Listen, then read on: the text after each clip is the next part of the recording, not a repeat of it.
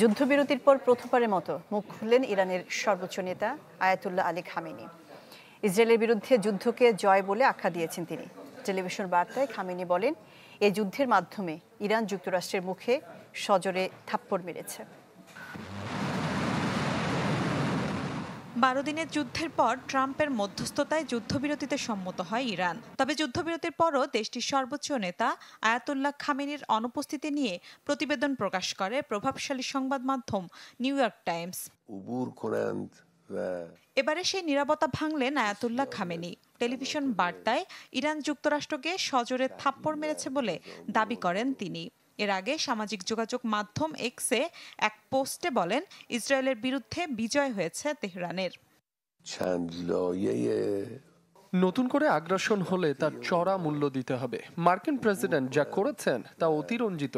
তারা আমাদের পারমাণবিক স্থাপনায় হামলা চালিয়েছে, তবে কিছুই অর্জন করতে পারেনি। বুধবারও শত্রুপক্ষের প্রতি কড়া হুঁশিয়ারি দেয় ইরান, যাতে ফের বাড়ছে যুদ্ধের শঙ্কা। শত্রু যদি আবারও ভুল করে এক মুহূর্ত পাল্টা জবাবে সময় নেব না আমরা, যেমন করে বিগত কয়েকদিনে দেওয়া হয়েছে। আমাদের সেনারা সব সময় প্রস্তুত। ইরান ইসরায়েল যুদ্ধবিরতি নিয়ে সংশয় প্রকাশ করেছেন মার্কিন প্রেসিডেন্ট ডোনাল্ড ট্রাম্পও। বলেন, যে কোনো দিন আবারও যুদ্ধে মেতে উঠতে পারে দুপক্ষ। যে কঠিন যুদ্ধ দুপক্ষ চালিয়েছে তাতে তারা ক্লান্ত। বিশ্রামের প্রয়োজনে তারা যুদ্ধ বন্ধ করেছে, তবে তা আবার যে কোনো দিন শুরু করতে পারে। এদিকে মার্কিন হামলায় ইরানের পারমাণবিক স্থাপনা ধ্বংস ইস্যুতে চলছে নানা নাটকীয়তা।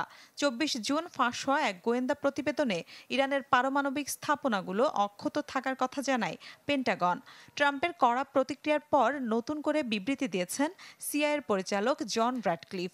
বলেন, ইরানের পারমাণবিক স্থাপনাগুলো গুরুতর ক্ষতিগ্রস্ত হয়েছে এবং তাতে দেশটির পারমাণবিক কর্মসূচি কয়েক বছর পিছিয়ে গেছে। এ বক্তব্যে সমর্থন জানিয়েছেন জাতীয় গোয়েন্দা সংস্থার পরিচালক তুলসী গ্যাবার্ডো। মিলা খন্দকার, চ্যানেল 24।